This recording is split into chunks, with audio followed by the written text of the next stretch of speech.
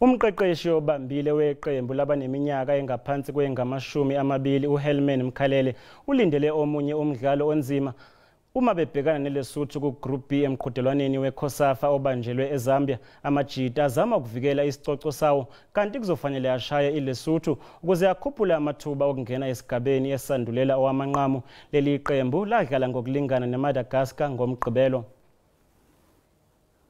INingizimu Afrika kanye neMadagascar zibambene ngamaphuzu amane emva kwemidlalo emibili eqoqweni B.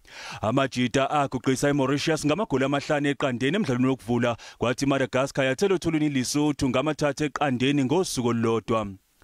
iMadagascar izibonakalisile ukuthi ayilona iqembu ngaleya njengoba kuyilo elishaya igoli lokuvula ibhekene nelekulilizwe.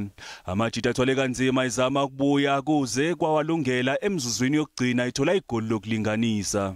Today's game, it was a tough game as we were expecting it to be because we saw that, Madagascar, they are a physical team, a hard-running team, and we needed to make sure that tactically we are well balanced and also trying to make sure that in our strengths, we match their challenges.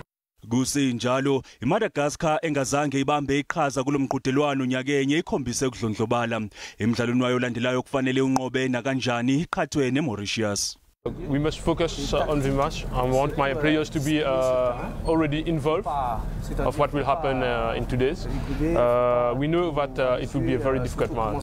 Kathela kuleli kanye neMadagascar izobelwela ukuqeda phezulu eqoqweni B. Iqembu elisingethe eZambia kanye neMalawi azobhekana namhlanje njengoba ezobebheke ukuqeda eqhwakele eqoqweni A, kanti ke eqoqweni C umbango ukuqeda phezulu phakathi kweAngola nelaseSwatini.